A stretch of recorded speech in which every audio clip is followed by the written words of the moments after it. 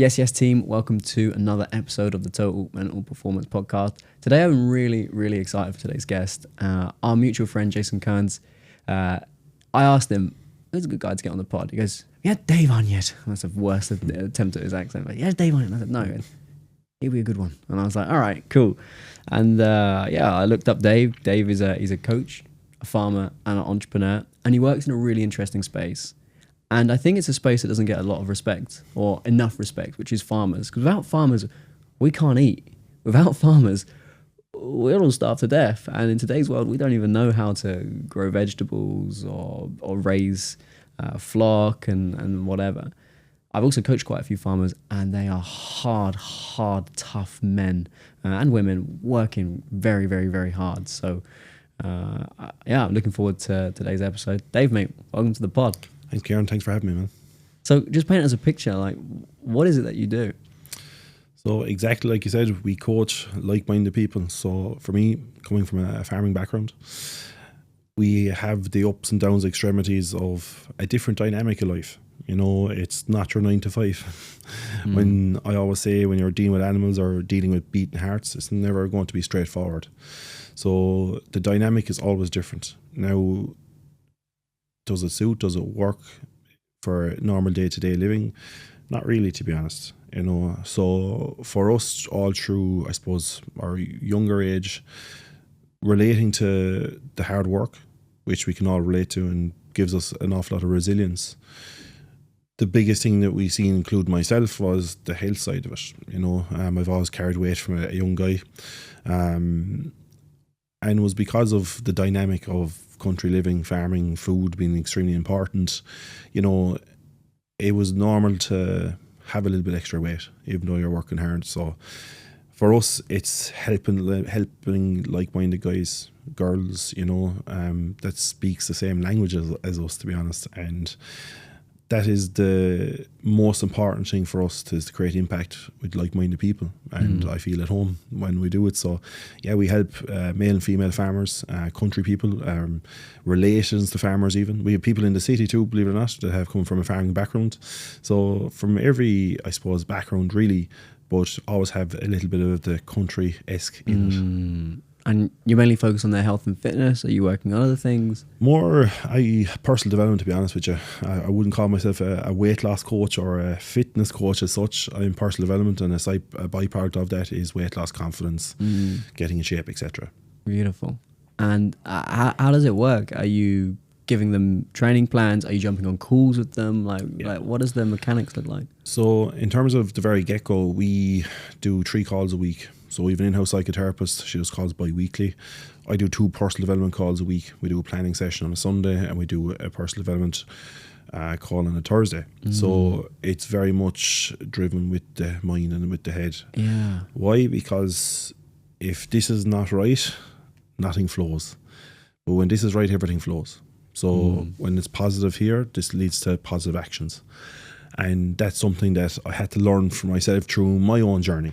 And when you're dealing with day-to-day stressors, like I said, beating hearts, depending on the weather, things you cannot control will affect people differently. And from our experience, you know, coming through the trajectory of our background, food is very important. You know, everything happens around the table. You know, you're planning around the table, you have the rows around the table, you have laughing around the table. Like, food is very important dynamic in a country house. And unknowns to myself through the time, it's a safe place. And probably 80-85% of our clients have, you know, it's either emotional eating or have an attachment to food when there's a high levels of stress. So it's to be able to have that awareness and show and teach our guys, have awareness in themselves, not awareness in me, because we're all different, and have awareness on their day-to-day, their background, their family, and so they can have control over it. And you think about farming, it can be a really lonely place. Because often a lot of farmers are by themselves, and they're working long hours, and, you know, up at dawn, working until dusk, even later than that, you know, with the floodlights. And yeah, so just for somebody that's listening that's like, farmers, I've got no insight into that world. Like, what are typical struggles that farmers are struggling with? 100%. So there was a study done in 2022 in Teagasc in Ireland where there's, over 65% of farmers are over 25 in the BMI scale as obese. They're classed as obese.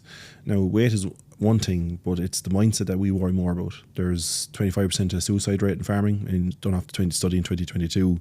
And as well as that, there's 55% of lads experience and girls experience depression from a farming background. So it's like you said, it's the how we feel about ourselves combined with the loneliness, the extremities of the stresses of farmings creates how we feel, and for us having that realization and, reading between the lines, to be quite honest, and thank God, as of recent, there has been more and more from a government perspective push for wellness now in farming, which is fantastic and, well needed as well. But we wanted to put it out there from the very get-go to show people that, look, where we were, to where we are and how to actually be open, because as you know, men, number one, but countrymen farming have an awful lot of pride and an awful lot of ego, like I once had, and it's very hard for them to open up. So from the work we have done, myself and Mike, we're very open now, but we're once exactly like anyone else, and being able to be so open about our stories and our experience has led to have a door open for like-minded lads, and that is always the end goal. For me, I'm only talking to 22 stone Dave. I'm only talking to the older version of myself all the time.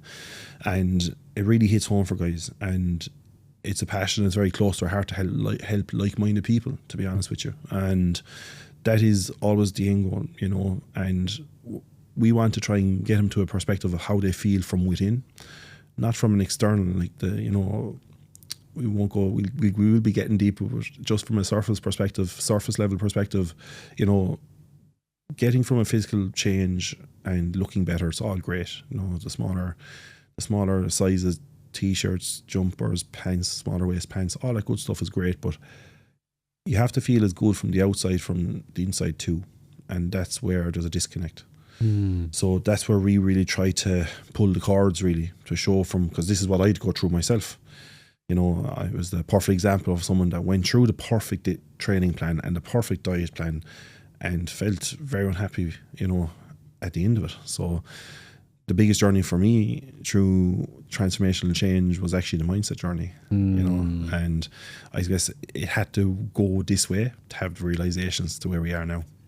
Yeah, and I think for men in particular, the body is a great vehicle for you to realize that the external is not the answer for your happiness. So for me, it was in boxing. It was all about how fit can I be? Can I beat someone else up? Am I faster? Am I sharper? Can I outthink them? Can I outbox them? But then also, do I have a six-pack? Yeah. So I'm the same height I am now. I was 56 kilos. Yeah. So I was a giant, air quote. I'm not on 5'7", right? But in that world, sure, I was a giant. So my identity was I'm the big guy. Yeah. And I've got a six-pack and I'm strong and I'm fast. And I was miserable and I was anxious and I was afraid, and all the things I had to do to maintain that look and that way of performance makes you miserable. And it's only, I think, when you take yourself to those depths, for me, it looked like an eating disorder, anxiety, depression, and wanting to take my own life, really spiraled out of control. But sometimes taking the externals to the extreme, and that might not just be your body, it might actually be money, career, all the external stuff, material things. 100%. Sometimes you've got to realize that's not the answer. But you wouldn't have got to that answer if you hadn't have actually pushed the physical to the extreme. It sounds like you had a journey too, where you push yourself to that extreme and realized, hang on, I got everything I wanted and I'm not happy. 100%. I always say everyone has their poison. It's which way you pick it is the thing. And that goes through so many different changes of your own journey in life as well.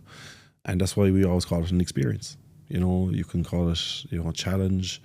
You can call it whatever you like, but it's an experience, because the most important thing is how you actually respond and react from it is the bread and butter, really. So even for ourselves, perfect example from my change was, I went from 320 pounds, lost 125 pounds, lost all the weight, done it in irregular ways. At the time, I was as green as anyone else. I didn't understand macros, dieting, or any of that stuff. But it worked for me at the time. Was it the right thing to do? No. Did I make many mistakes along the way? Of course. But I wouldn't be here and I wouldn't be able to talk today about it if we didn't go through them, So for us, losing the weight was one of the most important changes, but it always comes with a change first. And for me was, coming from a farming background, working extremely hard, drinking 3,000 calories of liquid milk with food as well, with every meal, not even realizing it, having all these tendencies that we thought were doing the right thing, always results in me being stocky, and that was absolutely perfect, because for me, I played rugby and there was a level of acceptance. I was playing prop forward, so I always felt like I had a place. So this was my role. So it was okay to be 16 stone, at 14, 15, 16 years of age, because I had my role. Yeah.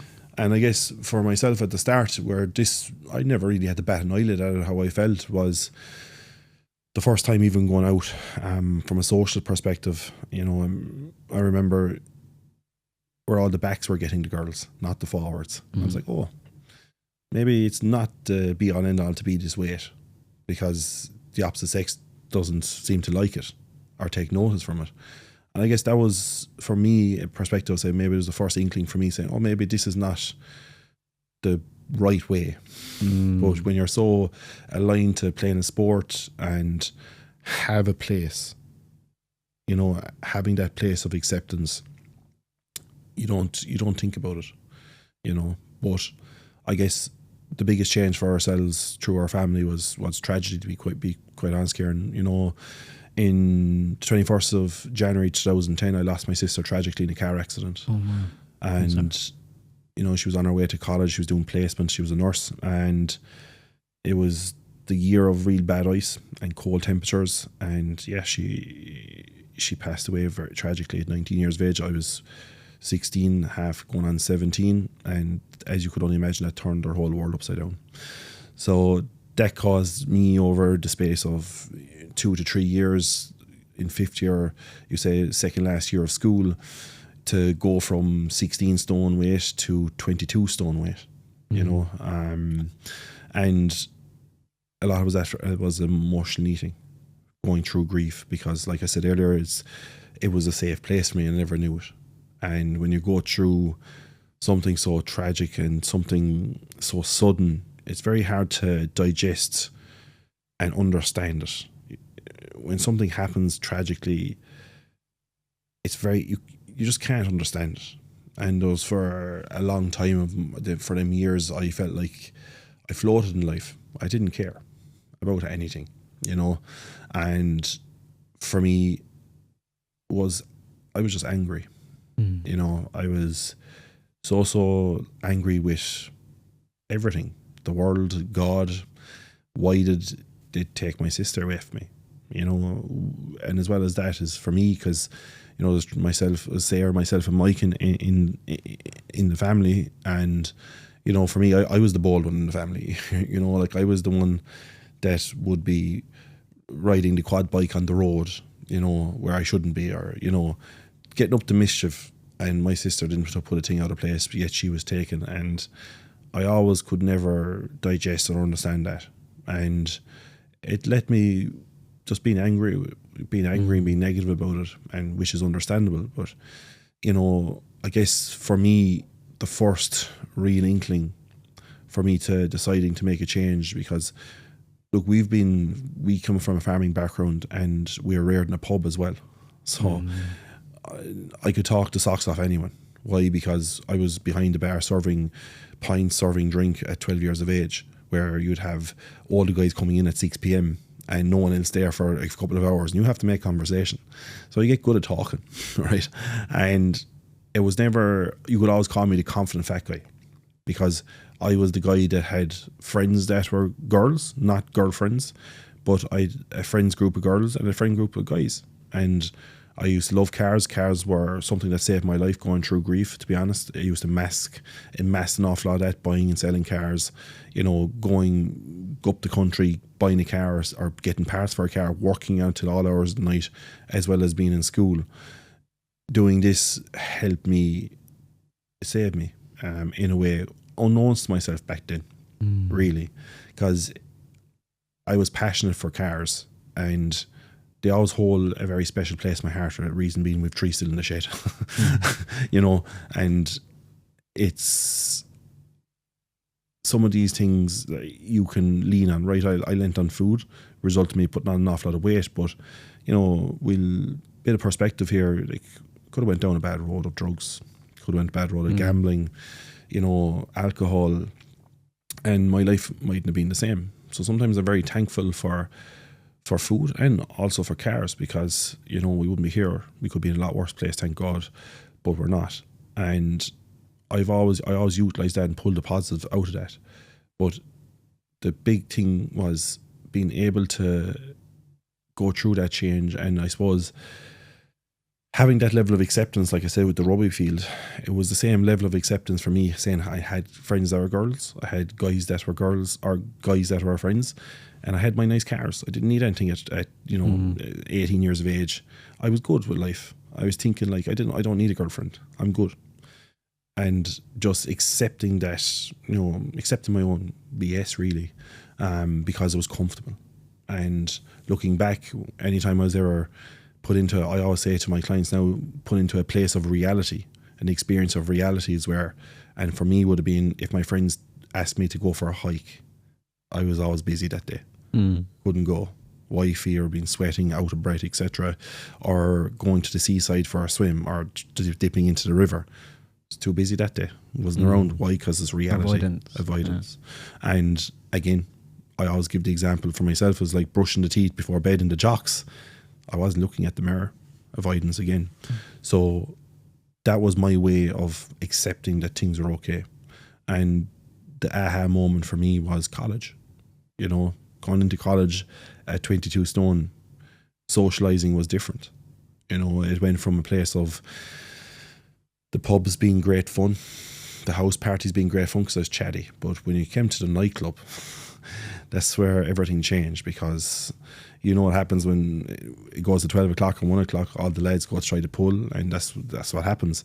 And for me, I felt totally out of place because I had the fear of God in me. I used to have anxiety in my chest was extremely tight, and I didn't want to hold back my friends, you know, by just talking away and pulling them away. I didn't want to be that person. So for me, I used to disappear. Literally avoidance. Just avoidance. I used to disappear and tell lies saying I got too drunk, you know, or I met one of the lads that went to a house party, you know, and they'd be ringing the phone and I'd be just gone home. But it started to take its toll, because it went to an extremity of my friends starting to nickname me Disappearing Dave. And they didn't know any different at the time. You know, for me though, it was again stopping the socialising. So I was like, okay, I'm not putting myself in that situation anymore because I know how I feel from it. So what I used to do, instead of going out, the lads used to go, and then I used to feel like I was feeling left out. I used to eat. So it's like a double-edged sword. So it's like, there was no positive. If we look at all of this storm, you've got tragic grief.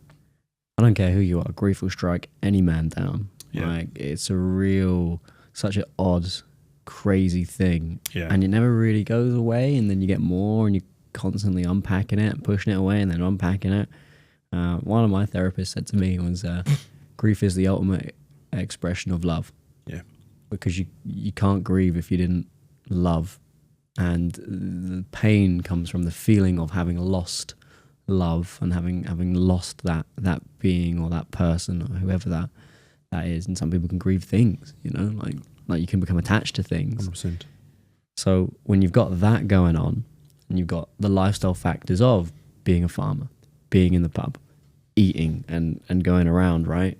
And then just all the normal stuff that boys go through growing up from 16 to 18 to 19. So it's all a weird time for everyone, both sexes. But, you know, for boys, it's that.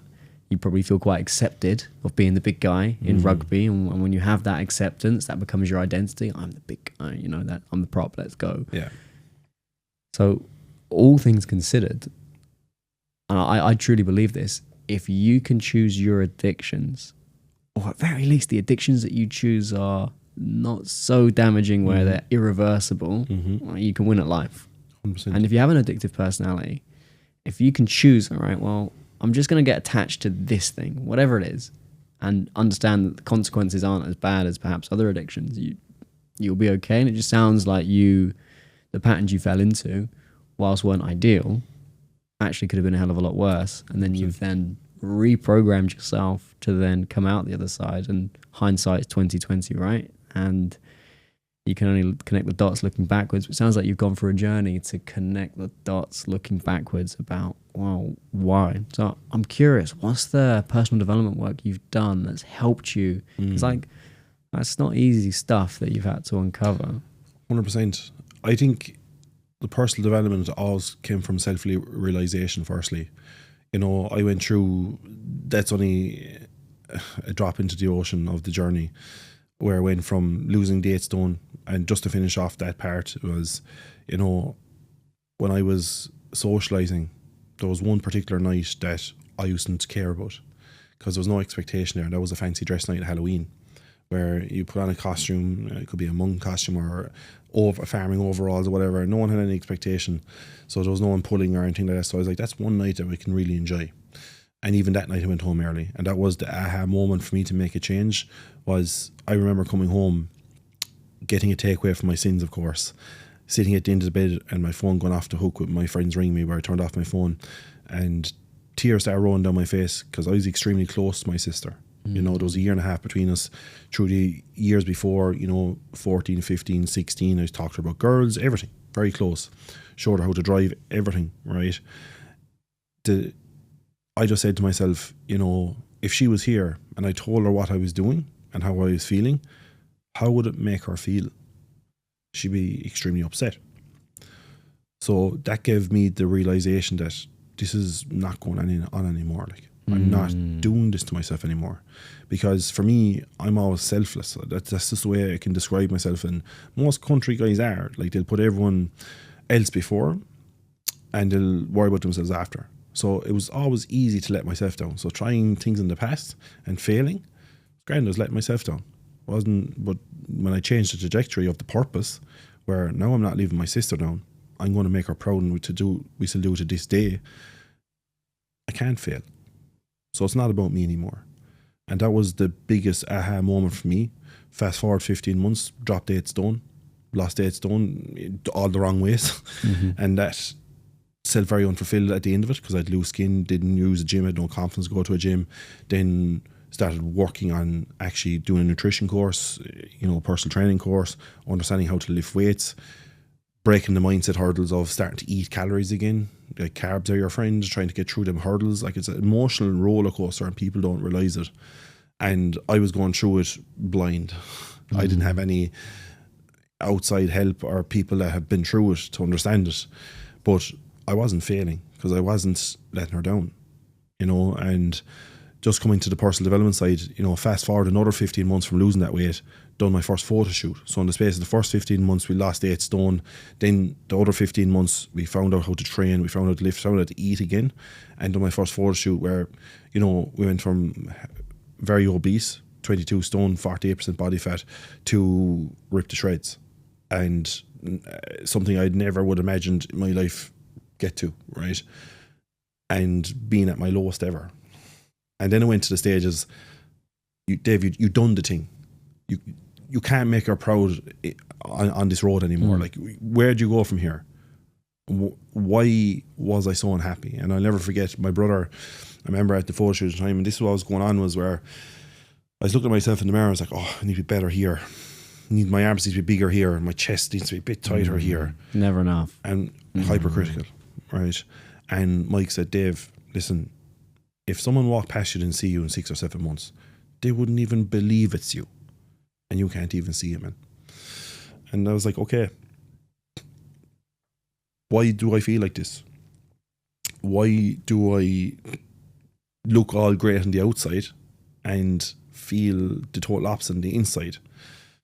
So that's where the real journey started. That's where the mindset journey started. And again, I was like, I can't do anymore, because when I had the loose skin, losing the first 8 stone, it was on to the next step of filling out the frame, filling out the muscle, getting better, getting toned, nurturing the body properly. Didn't done that. And it's still not right. I was like, okay. And I thought getting the 6-pack would be like the end goal. That's the it. answer. Yeah. That's the answer. It's like winning the lotto. My life will change. And that was so far from the truth, you know, and that's where the real mindset journey started. So I started working with a lady because I was like, okay, I don't know why I feel like this. And I just had a chat with her. And she said, Dave, just after a couple of sessions, she said, Dave, you don't love yourself. It's like, what do you mean? I don't love myself. Like, I'm after losing weight. I've done my undergrad. I've done my master's. I've lectured agribusiness here in the UE. I've lost. Like, I don't drink. I don't take drugs. I'm doing things right. How do you think I don't love myself? And that's where I had to come to realization where, yes, I was viewing Dave through the lens of 22 stone still. That had the confidence of someone that went from one extremity to the other extremity, where I was too heavy here. Now I was in my head, I was too good for people. That was what my mind said to me. Mind is crazy. And that's why I call this, a roller coaster of emotions, a journey. And this stuff you can't learn in a book, to be quite honest with you. And this is why I have no problem telling my story, because I was the same as any other person, guy from the countryside. You don't have to be from the countryside, a guy that's closed. I wouldn't talk about my emotions or my feelings. And being able to actually start to work on my self-love and my appreciation to actually understand that, maybe I don't. And I'll never forget the biggest thing I learned when I knew that things were actually starting to work for me was, she asked me at the very start, said, tell me 3 things you love about yourself. I was like, I kind of find it hard to answer. But then she said, tell me 3 things your friend would say about you. 3rd person. Very easy. And I'll never forget, I remember that I was at a conference and a speaker came in and there was like 200 people in the room. And this was about 4 months after, or maybe 5 months after, she put it out, I want everyone to tell me 3 things you love about myself. I was like, boom, boom, boom, boom. I was like, oh my God, this stuff is working. And that was the first inkling to say, and at the time going into this, I was like, listen, Dave, you've nothing to lose. You're on the ground here in terms of your mindset. You don't know what's going on. So you might as well just work it like your muscles. Just work your brain like your muscles. And that was like I said, that's where the real journey started. But I had to go through the process of change physically to understand that, oh God, there's a missing link here. And this is why I talk about for everyone. It's like you have to work the mind with the body when you're going through change. Like I'm the perfect example of someone to follow the perfect nutrition plan, the perfect training plan, and yet done nothing up here and felt worse than ever. And people don't even realize it when they're going through a change or being coached, and some coaches don't even realize it themselves. Well, we all teach what we need to learn. We've been that coach. This is it. Like, so it and again, it's because, look, their journey has been different to ours, and you have to use your pros and your flaws and your goods and bads if you're capable of doing it. And I think that's where the strength is. And if I reflect on just farmers in general, they're tough men. Yeah. Like, whenever I've boxed farmers, I've known they're hardy. They're fit. Yeah. They're strong. And I can probably hit them with a baseball bat and they'll come back at me. They'll take it, yeah. Yeah. Yeah. But sometimes the tough man identity that whether you consciously believe you're a tough man or whether it's just, you don't even think on that level, it's just, I'm inherently tough, actually makes you weak.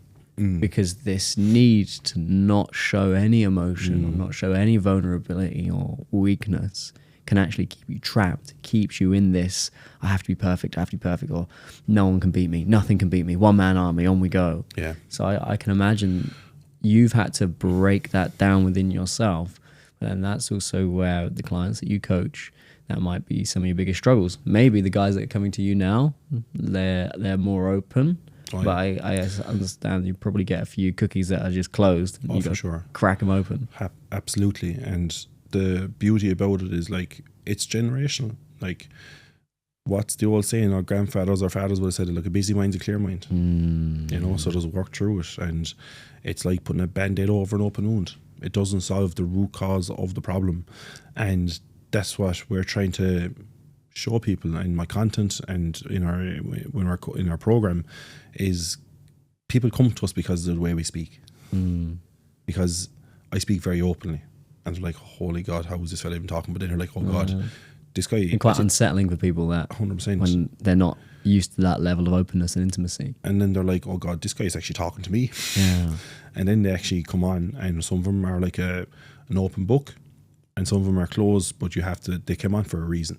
And that's the beauty about it, is that the more the door can be open for us in terms of from that area, for me and Mike, that's what we want, because it's changing that mindset, because that mindset will only get you so far.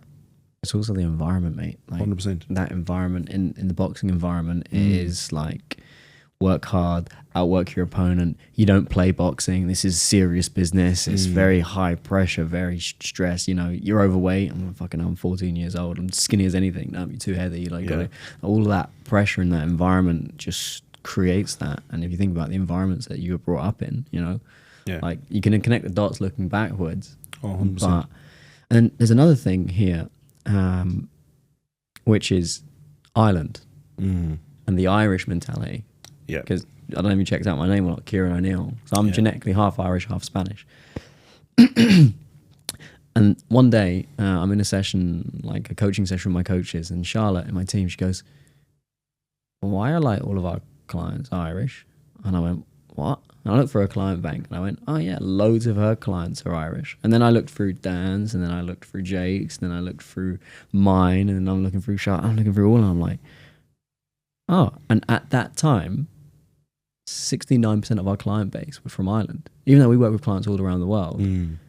So I started thinking about that, and I was like, well, what is that about? And if you actually look back at generational trauma of the Irish, and if you look back at those environments, like, it kind of makes sense, like, don't talk about that, shut up, drinking's a big problem in Ireland. The pub 100%. Culture, it's an amazing culture. It's funny, laugh, joke, but at the same time, a lot of people are just avoiding their feelings, and that's why they get wankered. To push all of those away. And then if you go back even further and you look at the potato famine, food was very scarce, and there wasn't a lot of that. Then you have the British coming in and causing a hell of a lot of generational trauma. And then you've got the other part of grief, not just of people dying, but people like leaving. People like mass people moving across Europe. The Irish were the guys who pretty much built New York along with the Italians, right, on the building sites. And so that created a lot of grief and a lot of loss and a lot of generational trauma. Just get on with it. Don't talk about that. And what we've found is now it's changing, and it's a hard burden to carry. And whenever we speak to Irish clients, like, would you ever talk to your brother about this, or your mum, or your dad? Like, never. No way. They think I'm crazy for speaking to you guys, Yeah, they just don't understand. So you've got a cultural thing going on, like across Ireland, and then you've also got the farming mentality of like, well, everything's got to be raised regardless. Right? So I'm not surprised that journey you've had to go through has been so tricky, and the journey that your clients go through. But you can only go as deep with a client as you've gone yourself. So because you've gone to those levels of depth, you've learned a scale upon which you can go, right, he's up there, he's not ready to talk about his feelings yet, let's just get him training. And then there'll be other people, that's what he's here for. He's not here for the service level stuff. He's ready to crack on. But you can only do that because you've been through the depths and you've challenged yourself, and I can see that it's not been easy. 100%. And I think, like, you've hit the nail on the head, it's the mindset. It really is. And Irish farmers are probably the toughest cookies to crack, to be honest with you. But again, it's speaking their language, and that's what I suppose makes us love what we do even more. Because whatever about helping people, we're helping people that where you once were, and you know exactly the ins and outs of what they're feeling, what they're thinking day to day. It's helping them people is just, for us, incredible. And again, I think the trick is it's speaking their language. It really is. I like always say, self-realization is, you have to show them something very simple in their day to day of why it's very, very important, why they need to make a change. If they don't, where does it go? Does it stay the same? Because we all know what it's like to stay the same. They wouldn't be on the call if they didn't want to make a change, for example, or they wouldn't want to even look into this stuff. Or they just say that's gimmick or whatever, whatever. And the reality of it is, it's giving them a place in their own environment that they can have the realization that it can be better, you know, because when I was going through this journey, I didn't know any of that stuff, you know. Did you keep it to yourself, or did you tell your friends and family that's what you was doing, like therapy and one-to-one coaching and that sort of stuff? It was true. Like the big thing for us, like, you know, it was through the process of change with myself. You know, I had no problem being open, and people don't understand it. Like my family did totally. Probably were like, don't know what he's doing. You know, my mother, God rest her soul, was very understanding. You know, because going through grief can either, you know, rip your family apart or bring you closer together. And thank God it brought us closer together. And we're very tight knit. And if we done anything, it'd be on the table. You know, I was very open that way, because the way my mindset is, like, you take me for what you get. You know, if you don't like me, that's good. That's fine. That's all good too. You know, and I'm the very same at home. I just say what I'm doing. Don't know if this is going to work, but this is how I'm doing it. And if it works, fantastic. If not, great experience. So as this happened, these are like steps of the journey. You know, you had to do the body, realize that wasn't the thing. Get in shape, realize that wasn't the thing. And okay, maybe this is. And then we go into the spiritual side of it, and that's another thing we can talk about. But it all acclimatizes together through the journey of, right, this is helping me so much that I can't but not continue to focus on it. You know, and for us, like, so someone asked me this there last week. I wouldn't have been the coach or be the person I was if I just lost the weight and got in shape back in 2016 and started coaching. I wouldn't be where I am. I wouldn't be able to help the people we can help today if I didn't do the work myself and go through the experience of change myself, because at the end of the day, I didn't know myself. I was just trying to get happy. And most people are just trying to get happy. You know, it's not about, right, losing the weight, all that fantastic stuff is great. That's only surface level stuff, you know, and most people don't even realize it. It's just a byproduct, you know. It's working the mind with the body is what's going to give the life lasting change, you know, because for me, going through the journey, and this is another thing that affected us throughout, was, and what raised, you know, I suppose, alerts, didn't have, very hypercritical, had no self-love, couldn't give myself that attention, so could never be by myself. Always needed to go on dates with girls to get attention from somewhere else, validation. And it was all fine losing the weight and getting the compliments. That was the validation. And the next best thing, it was like, it gets addictive. It gets addictive because that's what you're leaning on. That's what you're trying to get all the time. It's what you're focusing on. It sounds crazy, but it's true. And this is what a lot of people are leaning towards, that validation. But trust me when I say this, that fades, and you're still left there.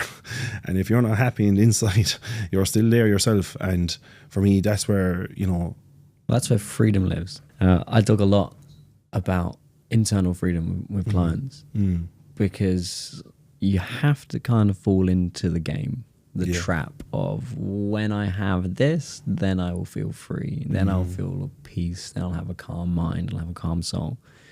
And if you're a go-getter, and you're clearly a go-getter, like, there is a part of you that needs to go and build stuff and help stuff and work hard. And if you've got that rooted in you and you enjoy that, like, we can't deny that. There is a form of freedom in there. But when you chase the external stuff, the look, the numbers in the bank account, and the whatever else, business, girls, whatever, you realize that all of this stuff is just not real. It's just all the external trinkets of life that we think, when I have these, I'll feel enough and I'll feel worthy. Now, you and I are in a very privileged position insofar as we're not stressing about how am I going to pay the bills every single month, and we can have these existential conversations around the meaning of life. The majority of the planet's not in that place. The majority of the planet is like, how do I put food on the table and how do I survive, right? So a lot of our problems are abundance problems. They are, oh my God, we're so fortunate that we're questioning, where does our meaning, our identity, and our self-worth, because it means we have the food, the shelter, the safety, the water, the access to the things that we need to really think, and time to think. But when you do get to that place, and then you're going, well, why am I here? There comes a point, and my job, I'm a professional mirror holder. I'm just holding up mirrors to my clients and going, no, it's not out here. And if you don't like what's looking at you in the mirror, we've got to start looking inwards, and that's where freedom comes in. True self-realization. We've spoken a lot about the body and the mind, and I do believe that if you have a fit, strong body and a really sharp, calm mind, you know, you're going to be in a really good spot. And then there's another level, and this is the spirit or the soul, whichever language works best for you. So I'm curious for you, because you've done a really good job on those two levels. What does the soul mean to you, and what does soul development or whatever that realm, or have you not opened that door and looked into that? Like, for even myself and Mike, you know, going through the experiences we have went through in our life, as I said to you earlier, the level of frustration, anger, didn't believe in God, didn't believe in anything from what this all means, you could say. I was very empty, you know, and very hollow. And I guess what really opened that door for me back in actually 2016, when I was trying to figure all this stuff out, and which helped so much, was working with spirit, you know, being very spiritual, you know, and having that understanding that Sarah's always with me, you know, and having that acceptance of, wow, like, my mind changed in how I viewed, like, God, how I viewed life. Because if I continued to view it from that negative perspective, my life frequency would be the result of that. Was there a particular moment where that became clear, or was it something that built up over time? Yeah, I actually, believe it or not, got a reading done with a medium, you know, and, you know, that's 2016. Today, I'm a qualified medium. Really? I didn't know that. Yeah, I have over 3 years done, an advanced level.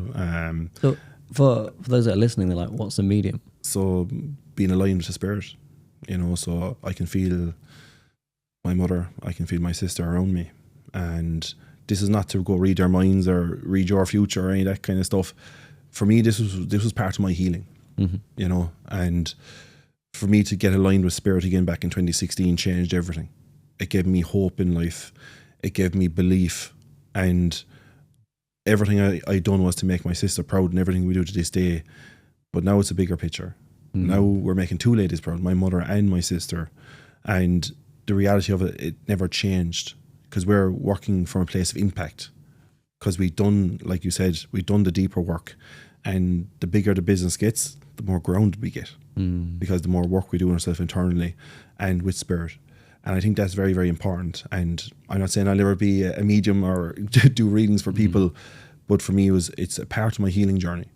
And this has helped with personal development hand in hand, like to a different level, to be quite honest with you, Kieran. And this is why we speak the way we speak, you know, and why we have such true belief in ourselves, because we're all on a journey here, you know, and life is an experience, and you have to react to your experience.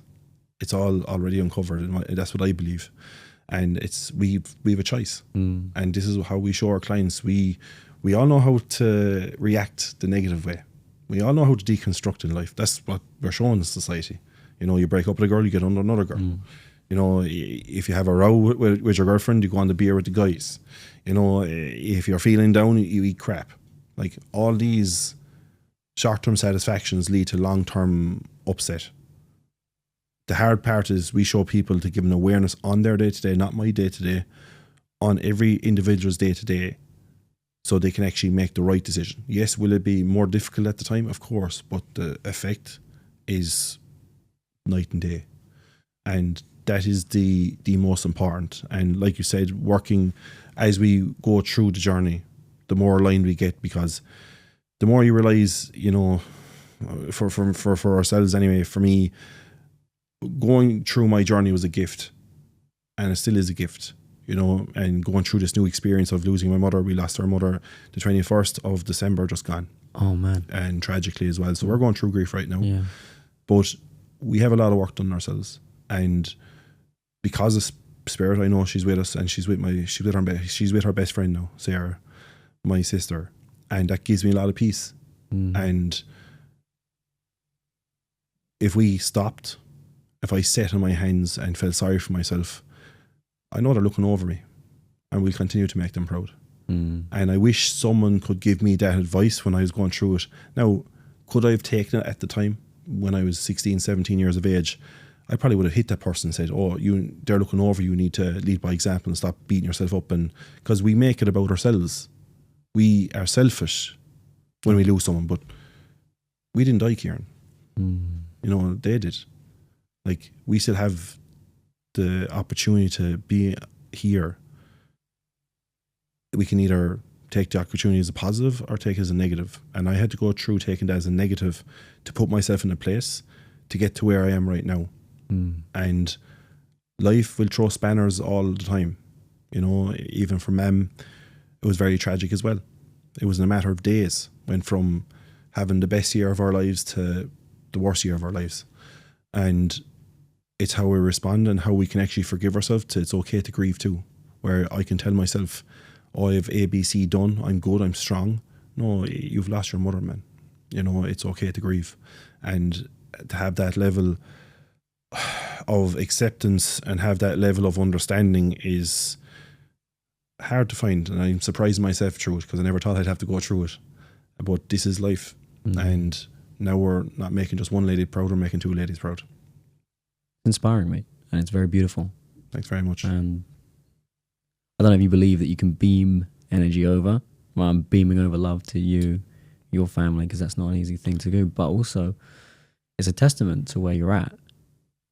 Because to lose a sister and to lose a mother, right? Yeah. You could just go, fuck this, what's the point? And you throw your toys out the pram. And you'll have moments where you do need to throw your toys out the pram and you do need to go into, I call it almost like a victim mode spiral where you go, you know what, I'm going to be all right with me just being angry at the world, angry at the universe, angry at God, angry at whatever it is, and allowing yourself to go there, but not stay there.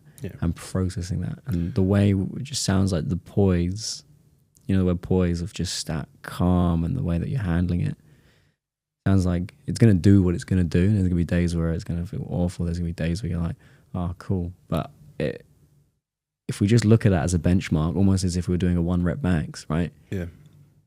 Your foundations are very strong. 100%.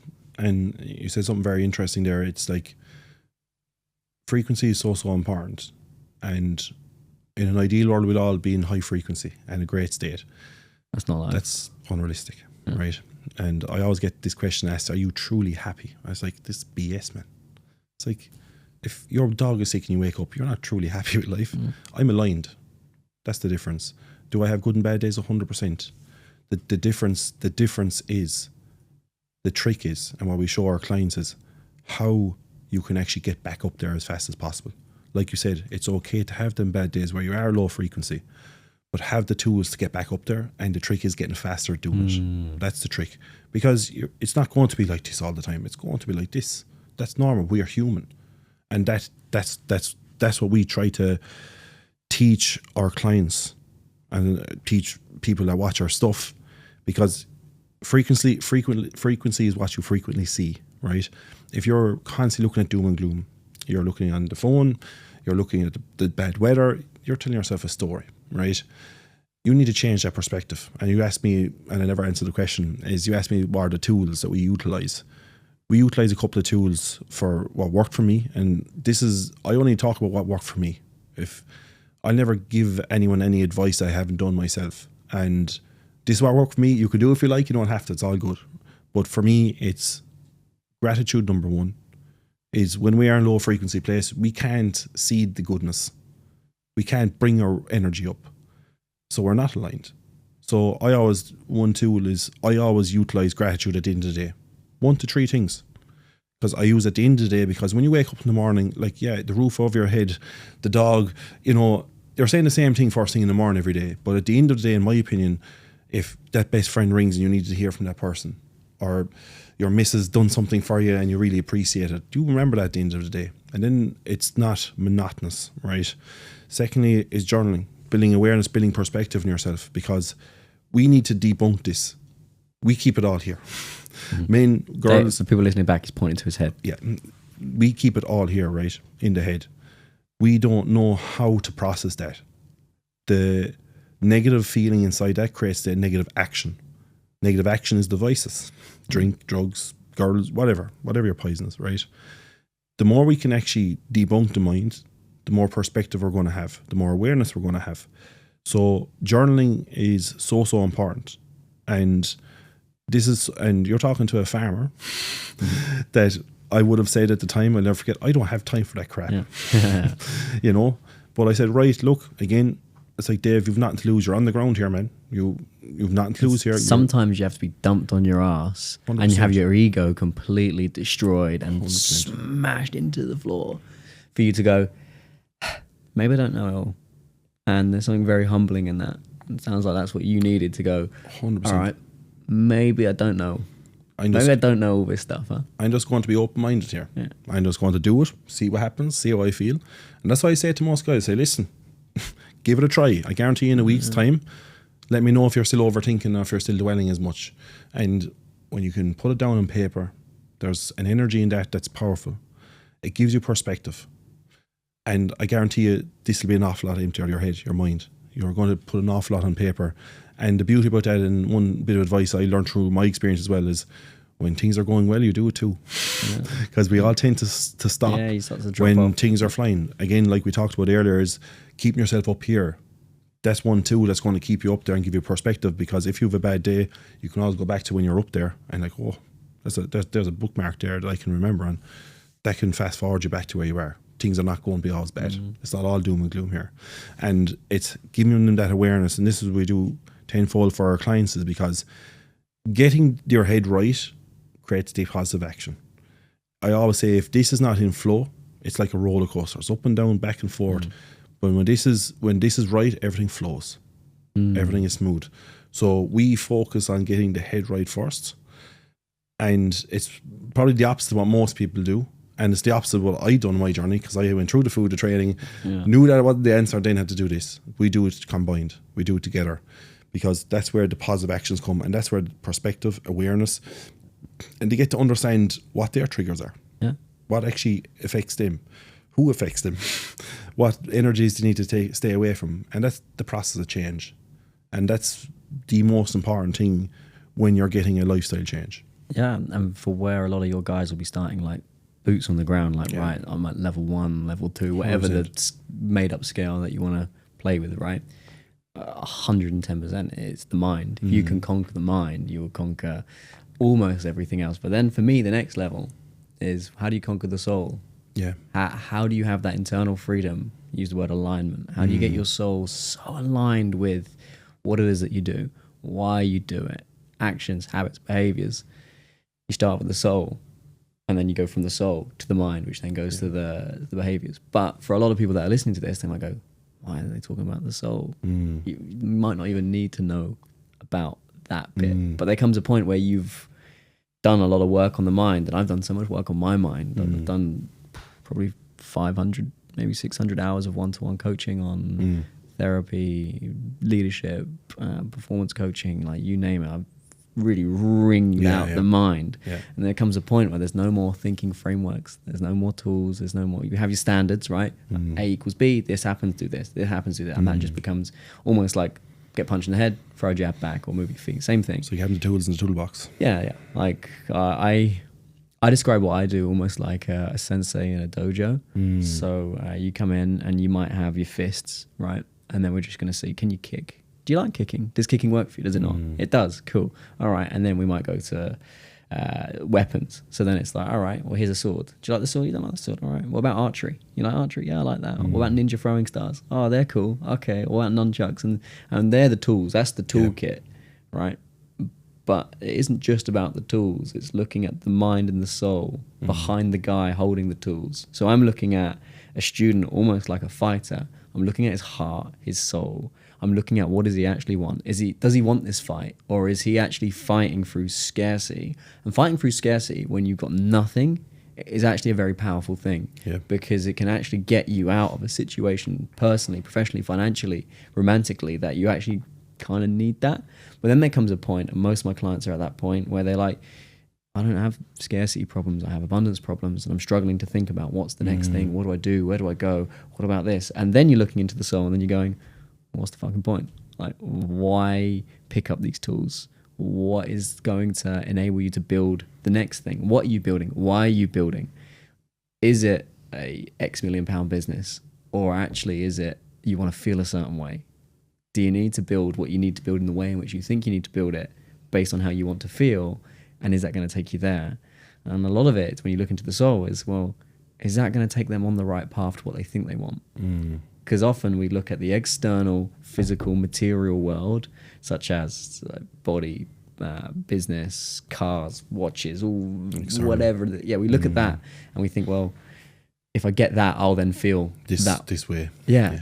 Well, actually, when you can focus on how do you want to feel day to day? Yeah. You know, like my Wednesday was awesome.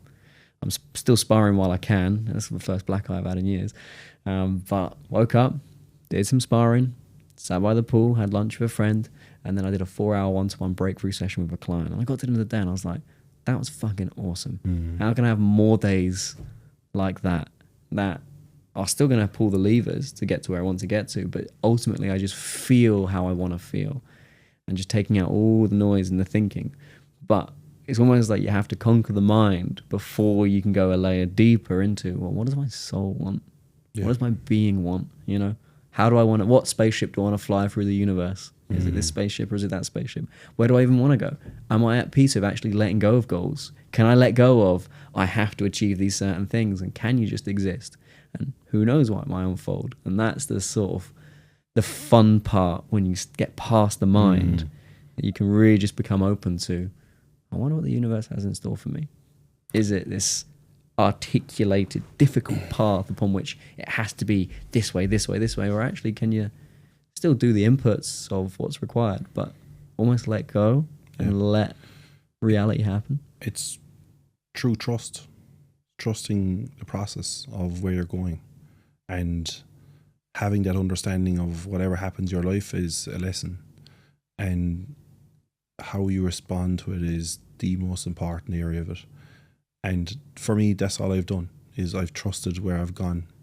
I've trusted the process, and my process of change came from me just losing weight. I never imagined to be a coach. You know, I've undergrad in agriculture. You know, I've a farm or a food marketing masters. You know, I've lectured agribusiness here in Elaine. I never planned to be a coach. It wasn't my journey, but this was the path. You know, and now when I say I'm fully aligned, I'm aligned with the process of change. Like you, it's like what actually makes me feel so fulfilled is actually getting that breakthrough with someone. You know, because I can see them, and I can see them. I can see where they are. You know, I can relate so much. And that's priceless.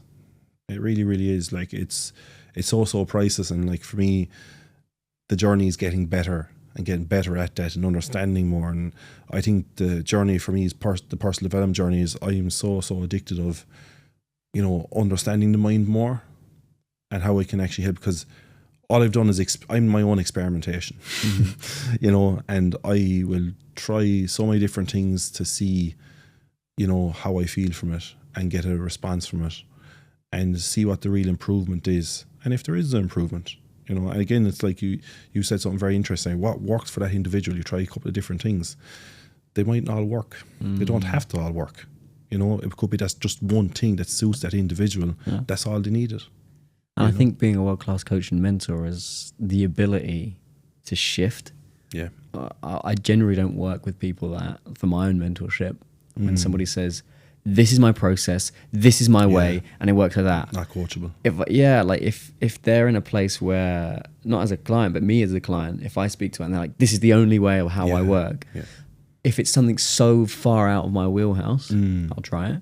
But I'm always a little suspicious because Bruce Lee, be water. You put water into a bottle, it becomes a bottle. You put it into a teacup, it becomes a teapot. You put it into a cup, it becomes a cup.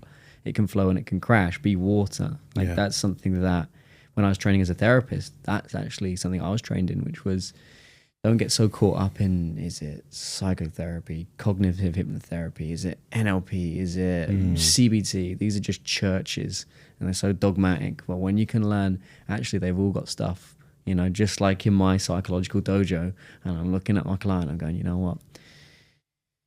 The textbook probably says ninja stars, but actually this guy's a bit more of a sniper. So let's just test him with a sniper. Yeah. And he turns around and he goes, I don't want to do it. I want to do it this way. Hey, you do it your way. Yeah. Go and get the data. Go and show me that it works. And if you can have that level of mental fluidity to adapt yourself, then the change that can happen in others is completely different. It's removing your own ego as well. Because sometimes as coaches, as mentors, it's like, I know what I'm talking about. I know it's this way. Sometimes the client knows. And you have to learn to pick up the signals of what is a line of code in their unconscious mind that's the wrong, unserving line of code. Or actually is that superpower, and if we take that line of code out, we're not too sure exactly what the outcome will be. And it's always a fine line, because you can come in and be ultra militant, and there'll be moments where you need to be, like, let's call a spade, like, this just isn't good enough for the standard at which you want to operate at, if you do truly want to operate at that. And there's other moments where you got to remove expectation, you just got to flow with who's in front of you, and that for me is the sign of a great coach, you know.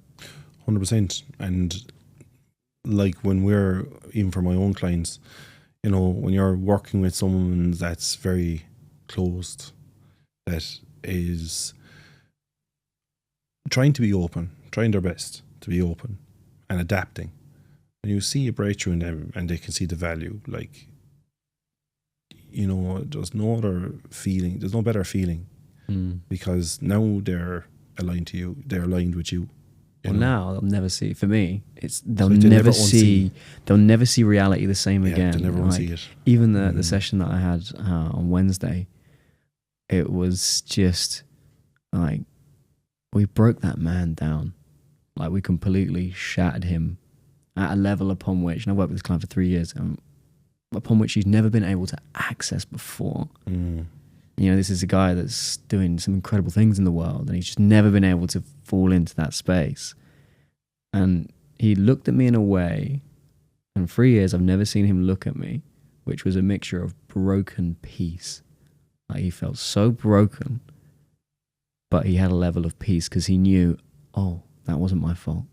What happened wasn't my fault, and I've taken this on for me. And and he's accepted that all of these thoughts, these feelings, its identity, it just wasn't his fault. And when those moments happens with clients, it's like, if money didn't exist, I would do this every single day of the week and twice on Sundays, you know. And I think when you get to that level of alignment, you know, that's why I'm here. 100%. That's why I was put on the planet. And all the other shit that goes around it, like, oh, I gotta do like all these systems and SOPs and marketing and sales and all this other bullshit. It's when you're in those moments of pure, I guess, intimacy and breakthrough and love and again, performance, because that stuff, when I'm looking as my performance coach, I know that's the reality of what's going to drive new levels of performance, not the journal tools or the structure or whatever. It's cracking open that individual on that level. And when you get to that level, man, it's like, that's why I put up with all the other bullshit around that, so I can get back to this, you know. I always call it being in your own power. You know, it's when you're truly aligned to the process of change that you're going through with someone, and that's when you're truly in power. You're truly aligned, as I say, with spirit, with God, you know, because it's coming straight from the heart. You know, the byproduct of it is money, all that, whatever. But when you are truly aligned, it doesn't feel like work. It doesn't feel like you said, all the bullshit around it, the systems, that's all there, and it's fucking a headache. But you still do it. You still wouldn't change it. You know, and that's the reality. And I think, you know, I think for a lot of, especially in the line of coaching, you know, like the fitness coaching, etc., that's rare.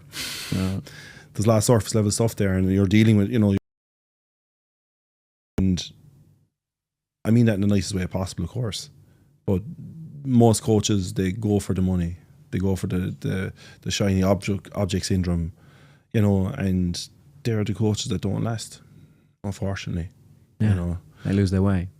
And I always say the experience pain shows true purpose. Like, we've went through an awful lot in our lives, and we'll continue to go through different ups and downs of life, and it's being able to share that, be able to help someone going through something similar, and know that we are the person to help them. And that's what makes us different in what we do. For farmers, country people, you name it, we have people from the city even, because the way we speak, you know.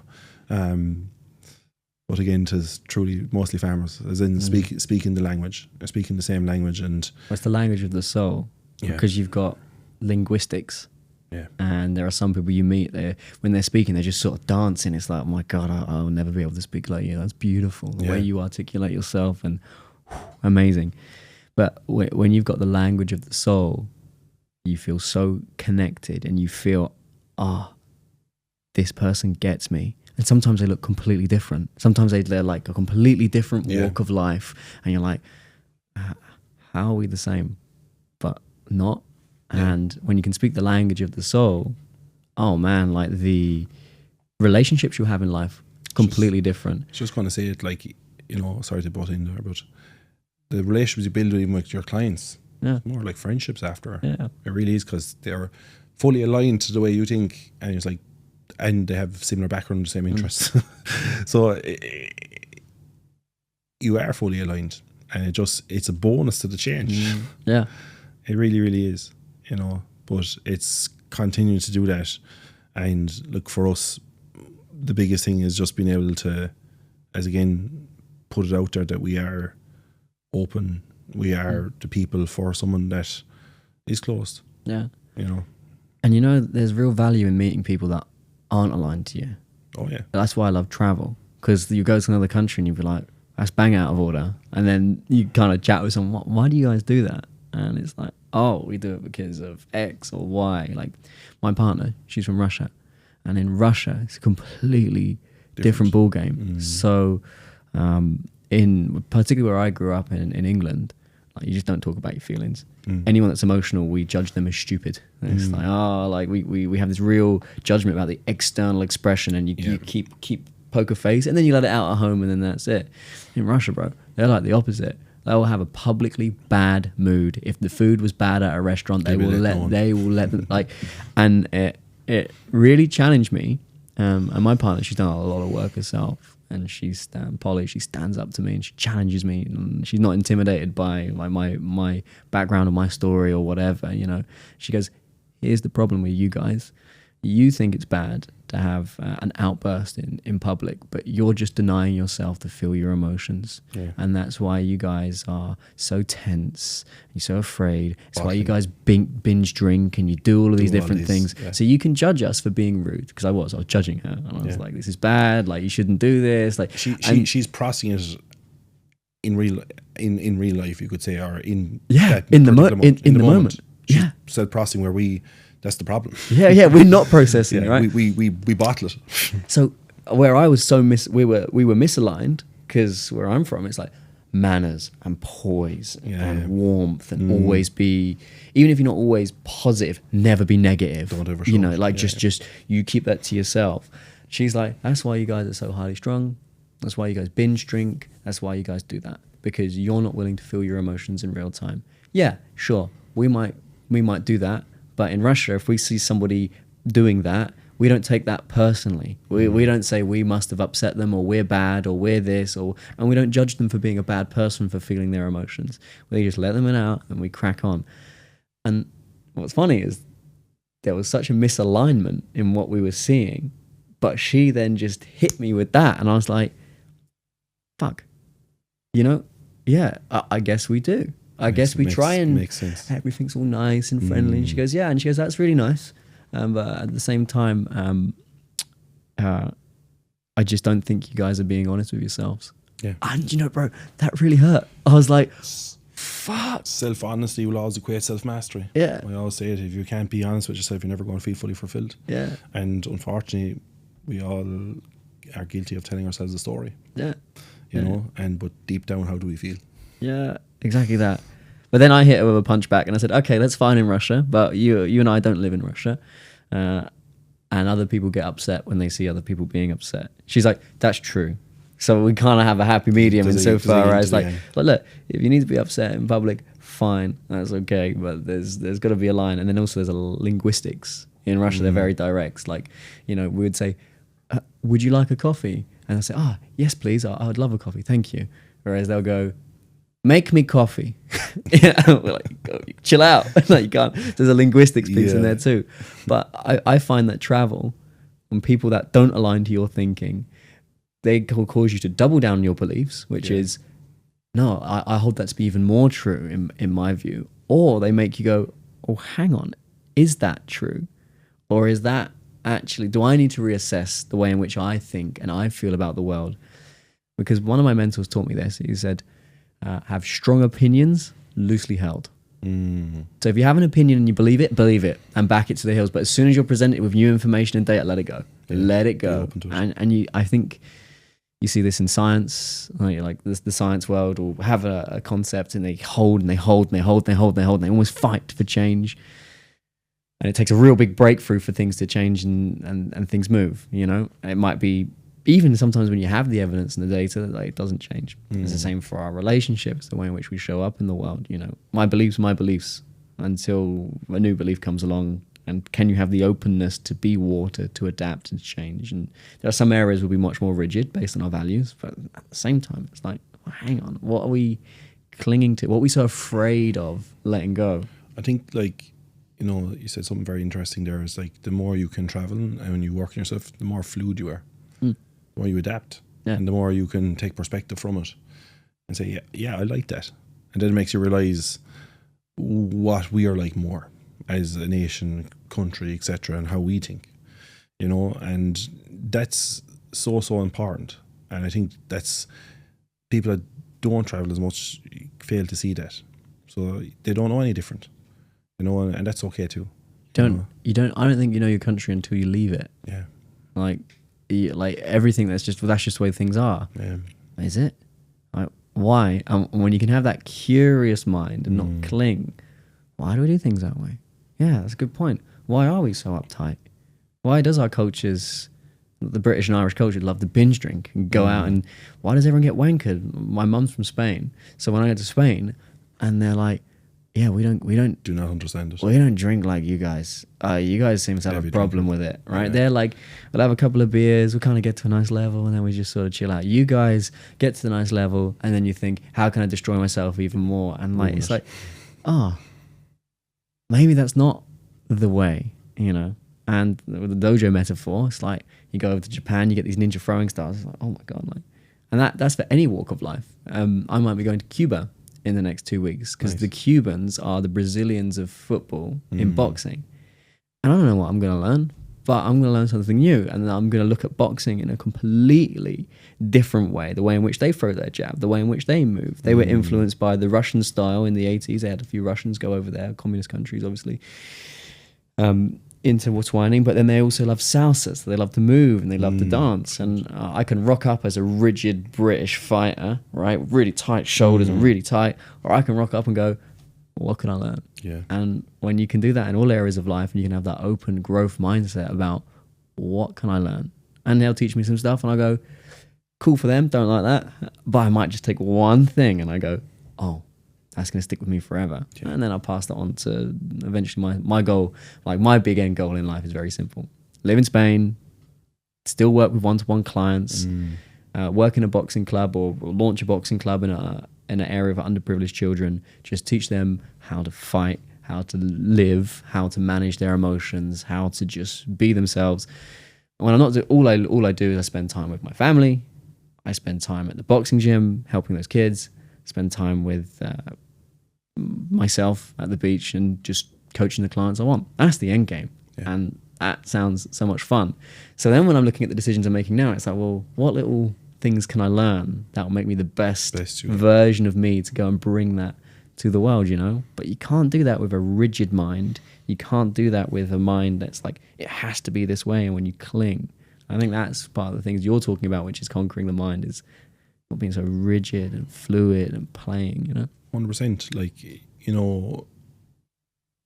when we are very rigid, we have only one perspective. As I say, we've only one light at the end of the tunnel. you know. But when you start opening your mind to different things and different views and soundboarding off others, like, okay, there's another perspective. Now we've 2 lanes in the tunnel, and as you go through, you learn more. So, and then you'll have another lane, and then you have 3 perspectives, and they're like, wouldn't have thought it that way. And it makes you more aware, and the more aware, the more perspective you have, the more fluid you'll be, you know. And it's like with travel, it's a gift because it helps you even be more aligned to where you're going, because it's interesting.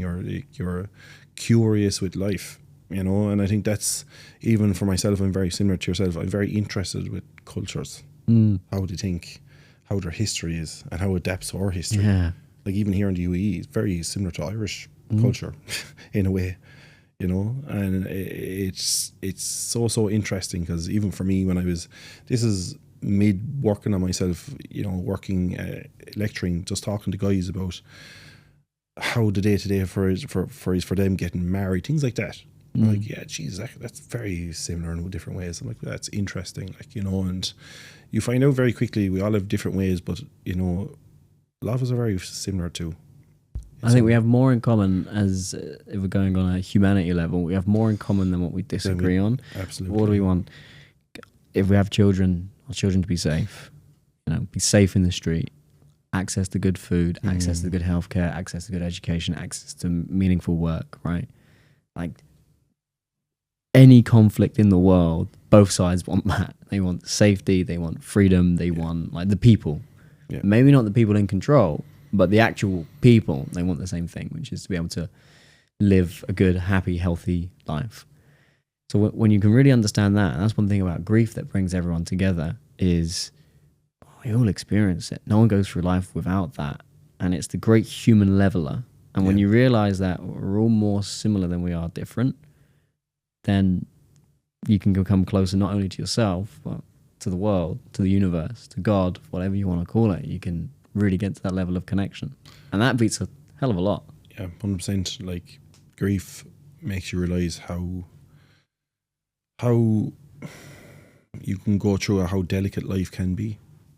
You know, you don't realize it till you lose someone close to you.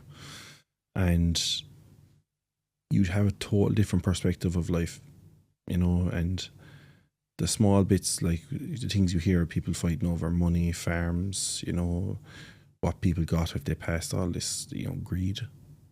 And sometimes I go through, is like, when I think of it myself, as like, you know, life is precious. You know, if you want to argue and not talk for years, because this is a big thing in farming, you know, if grudges, big thing, grudges, you know, someone not getting enough land, or, you know, and then the siblings don't talk. Like, there's just so much more to life, because why? They haven't experienced what it's like to lose someone that's very close to them, and then they'd really realise the importance of it, that that's not a big deal at all, you know. It's material. Yeah, that's it, like, you know. And even from before even doing the work, we had that perspective and that realisation through our own experience, you know. So yeah, it's, and the work there is never done because the ego gets involved. Absolutely. And you can fall back into that trap of I need, or give me, or I need to achieve this or have this. And when you can become aware of it, it's like, oh, am I gonna do or buy or invest in whatever the thing is? What am I doing it for?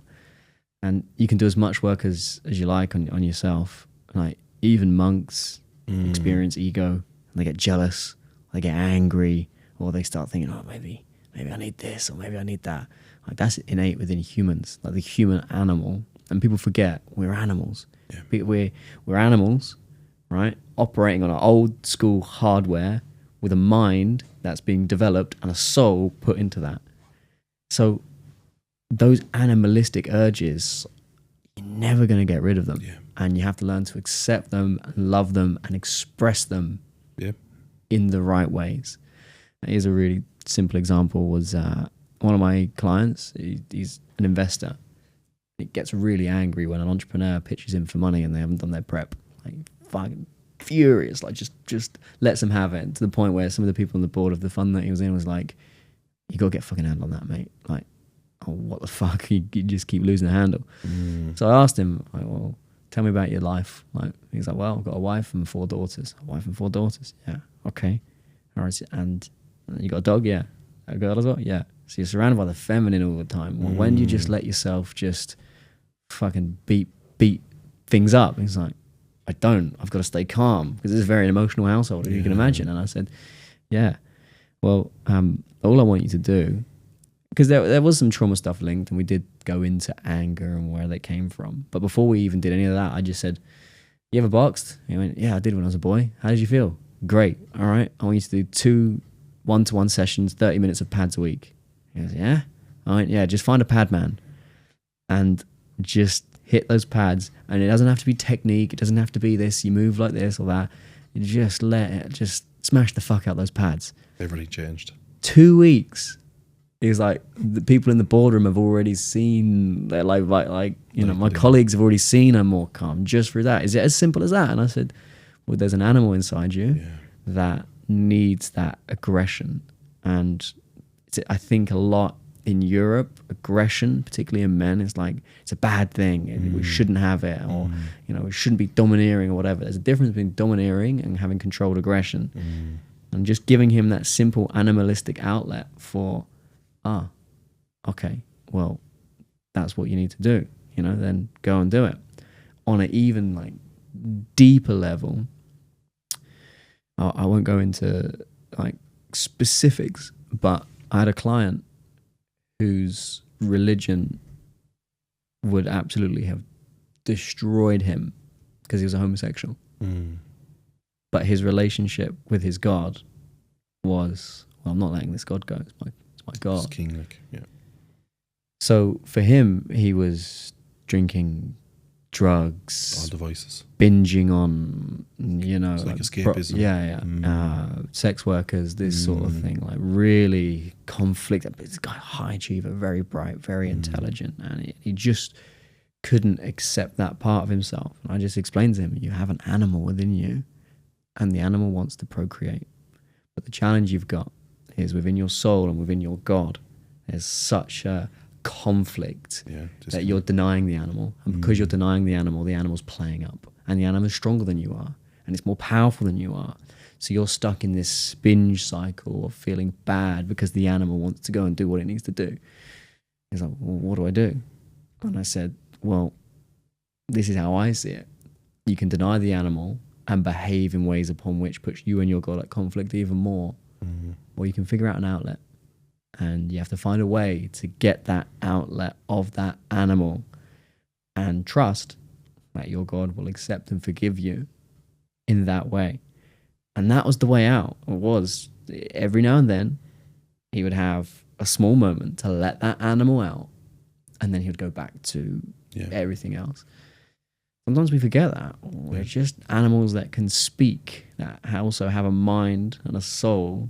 And when we're out of conflict with the animal, the mind and the soul, that can be so destructive. And that's where binging and drugs and sex and just suicidal thoughts and chronic anxiety and real mental health issues, it's not going to be solved with a pill or just traditional psychotherapy. Sometimes it is, you got to accept you have a soul, and you have to accept that there's still an animal. And sometimes your soul and your mind and the animal are not going to be on the same page, but the animal will need to express itself in a healthy, controlled way.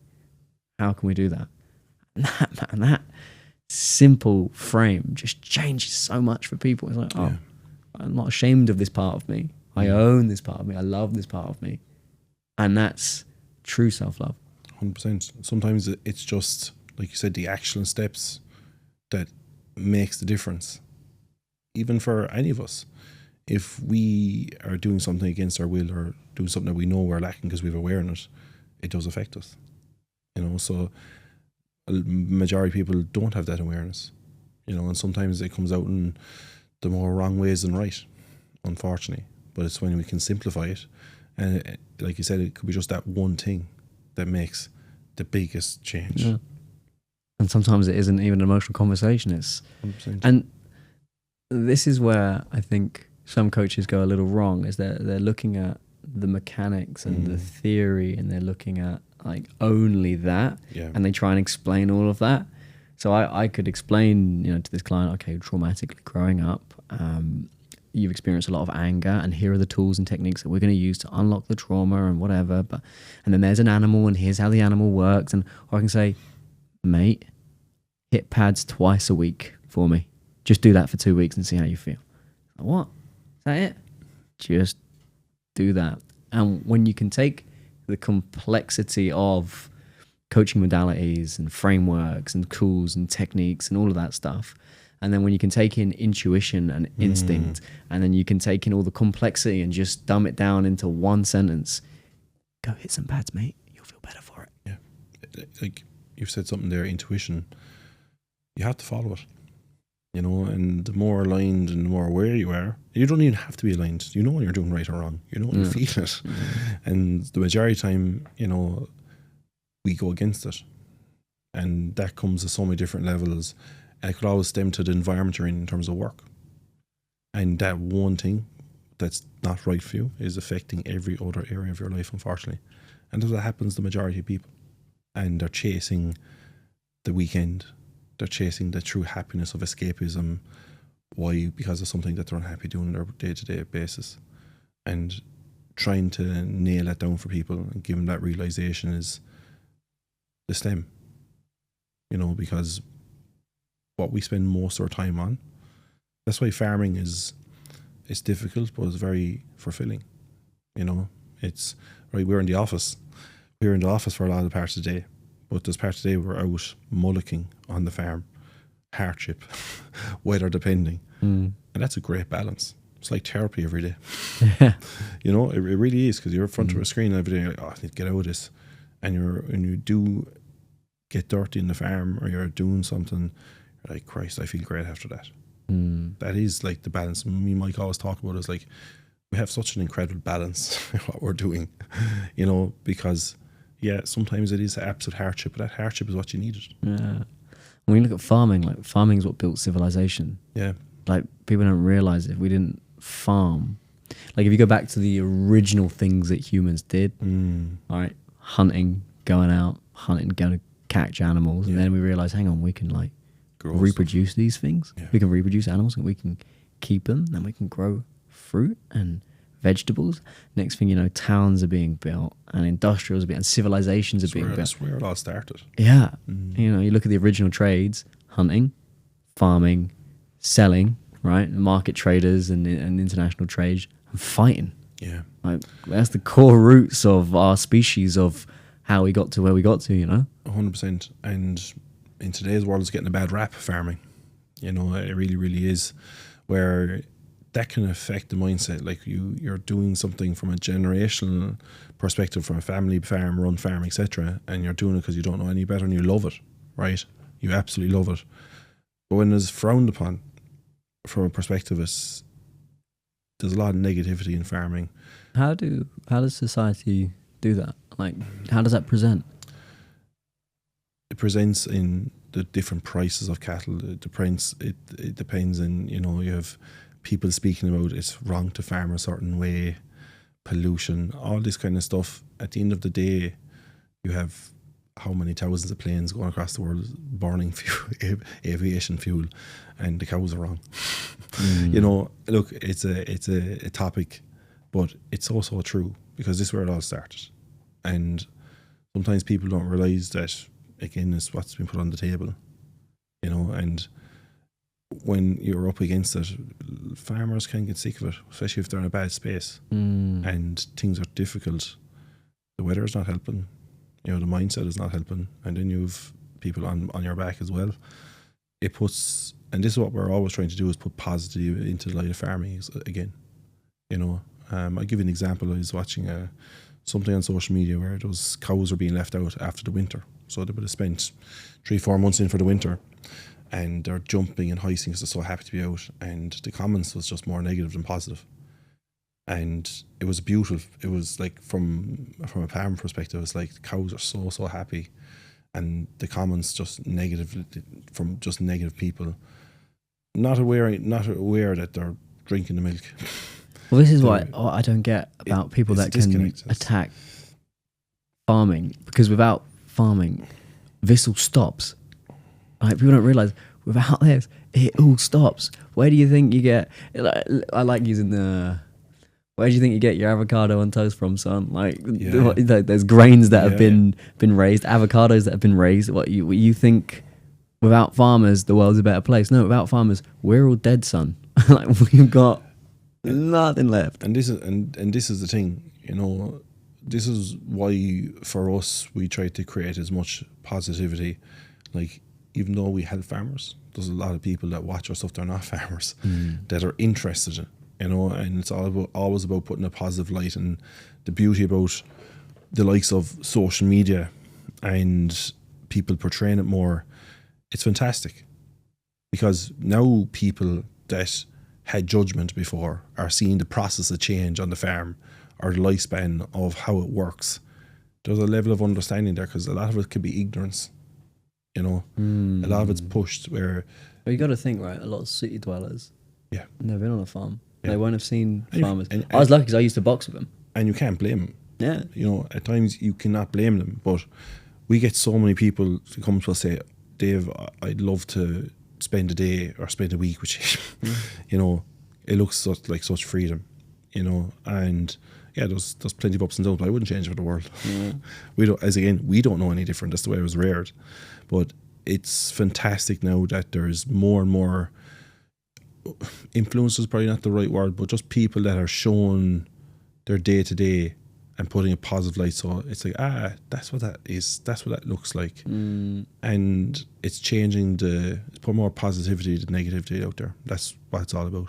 What are some business lessons we can learn from farmers? Because I always do this with boxing. I'm like, they're the same sports, but I'm sure there's some good correlations in business between business and farmers. 100%. Like, farmers are businessmen.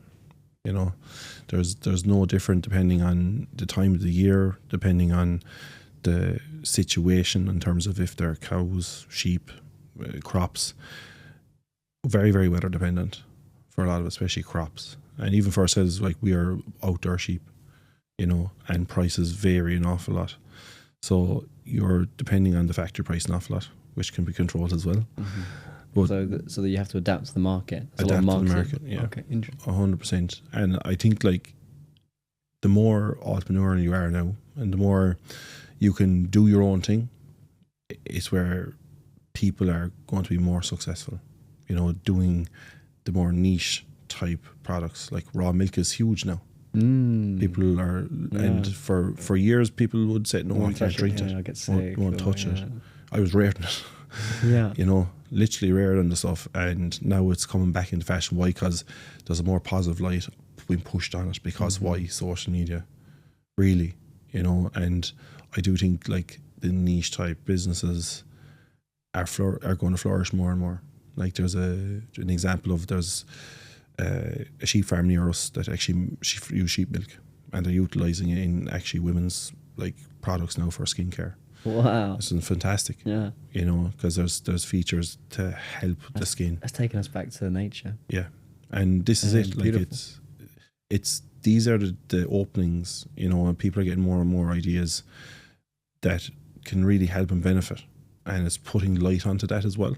And that's, again, bringing it back to showing that positivity out there. That's what it's all about, you know, because we can all have judgment, and everyone is entitled to have their judgment. That's totally fine. But if we can put more light into, like, now I understand for myself, you know, that's what it's about. Because we all had our own opinion once upon a time on some different things till we learned something, because we're adaptable, coachable, and most people are, you know.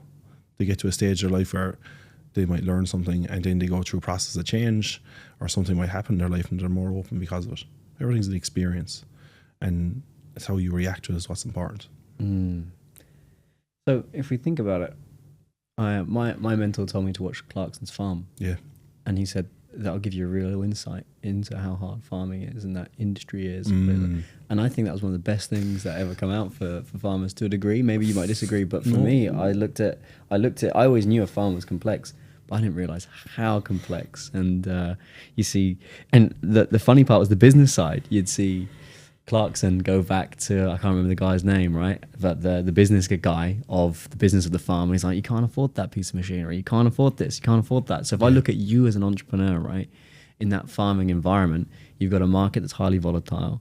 You're also weather dependent. So there's going to be external things outside of your control that could just completely not destroy, but sometimes destroy your whole hard work. But then also farming is a very patient game. It's a completely different game to you're selling stocks, right? You could imagine you could click your fingers and then you've raised the carrot or you've lost the carrot, right? It's a process. Yeah. So there's a level of patience, there's a level of resilience, there's a level of volatility, the ability to plan ahead and adapt. And I can just see how that will have set you up as an entrepreneur. How has that held you back? I think in terms of holding us back, the reality for me was anything that ever held me back was myself. And through my own blockages, my own self-belief. I always say the only thing that ever hold us back is oneself, is us. Why? Because we haven't got the tools or we haven't had the vision to get ourselves to a certain place. And you have to break them beliefs. And for me was building up that undeniable proof over the process of change is the most important. So I always say to anyone that's even losing weight or, in business, for example, write down what beliefs you have right now and put true or false beside them. I guarantee you there's probably 19 out of 10 there are going to be false. Because you're always just telling yourself a story. When you can show the undeniable proof that, yes, I've done this, I've done this, I've done this, I've done this, this is who I am. And this is why I can do this. You have to break your own beliefs. And the only way you can do that is creating that undeniable proof. What if you don't have undeniable proof? What if you want to break through to a level of achievement upon which you don't have that? How do you mentally navigate those sorts of challenges? In which way? Let's say you wanted to conquer America, right? And that was something that you wanted to do, and that was like, right, but you've got no undeniable proof that you can conquer that yet. So we're farming on new land, right? You know what the soil over here looks like. Well, maybe it's the same soil. We don't know yet. Undeniable proof, perhaps in your results in that piece of land and in that field, it's there. But when you haven't got undeniable proof, how do you navigate that internally to go and do the thing anyway? Because same time as the farming mindset, so like you said something very interesting about weather. That's risk, right? And that's what we always have to experience. So anyone that's setting a crop and relying on the weather for their income, it's very risky. Depending where you're at, unless you have irrigation where you can turn the water on and off. Put yourself into a new environment is no different. You're going to have to take that risk, but you're again utilizing, like you said, what grew here. There's no different to might grow here. Would there be slight differences? Maybe, but there's going to be commonalities there that you can make it work, and you utilize the exact same thing for yourself. Again, it's bringing it back to like that proof that you build up or what you've done for yourself so far, and then it's like, why not me? And it's like you give the example of America. For us, for us and where we're going, getting over to America or going into a new country, it's risky. It's like the weather. But again, it's worked so far. I believe in ourselves. It's having that proof there. And that's what will prevail. But again, you're working from the weather. But you have to, if you don't take it, you'll never know. And that's where people talk themselves out of it. Yeah. This is where I might challenge your belief here. But when it comes to undeniable proof, I kind of think back to the explorers. Like some explorers had no proof that there was land. Like when the Vikings came to Scotland and England, right? They had no proof that it was there. There was a couple of whispers, there's land. No one actually just went. But what if we could remove confidence from proof, from evidence? Because there'll be some people that you coach that are much earlier on where they've got really no proof. And I think that sometimes there comes a level of confidence that comes through faith. Doesn't necessarily mean faith in a God, but it's faith in oneself. It's trust. Yeah. Like we talked about, it's having that trust. That unbelievable confidence that you're enough, regardless of the proof.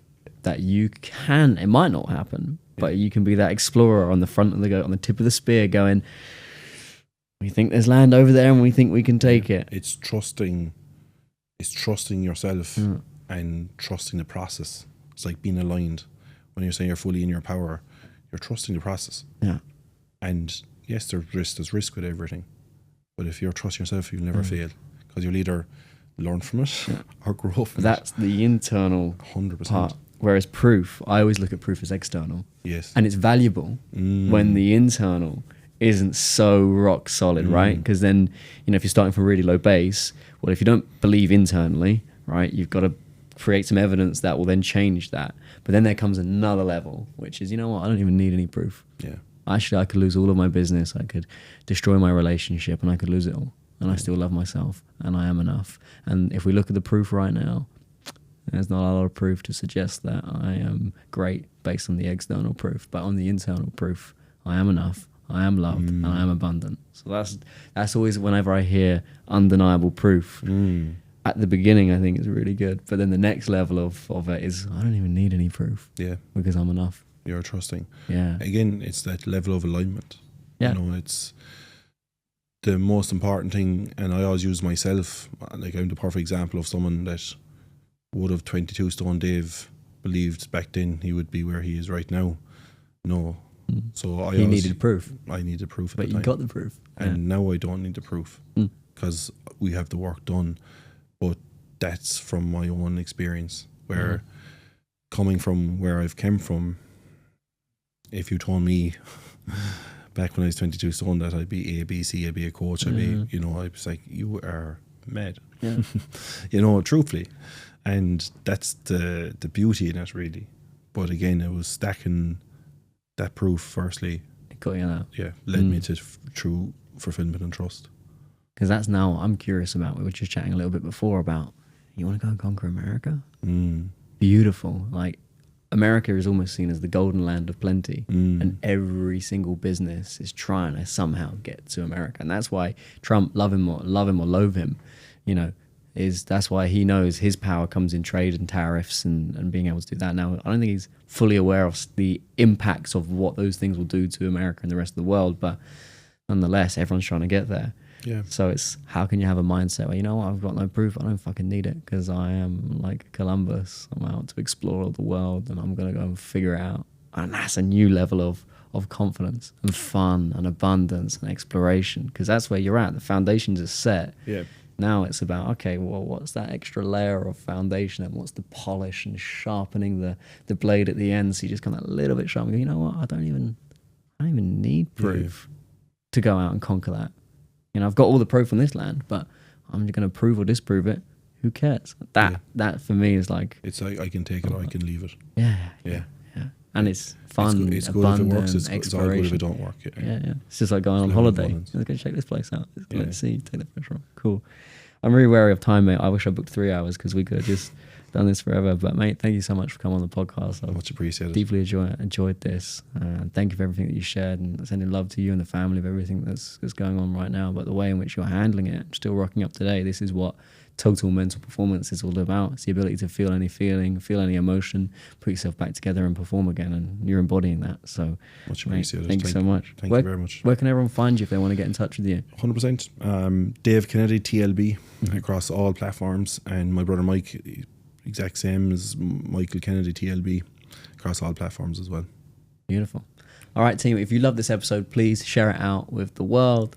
As you know, we can only get as much reach as we can. So if you liked it, subscribe, share, put it all out. And if there's someone that you're listening to that you think needs it, share it with them. Big love. Thanks again, Dave. That's us. Thanks very much.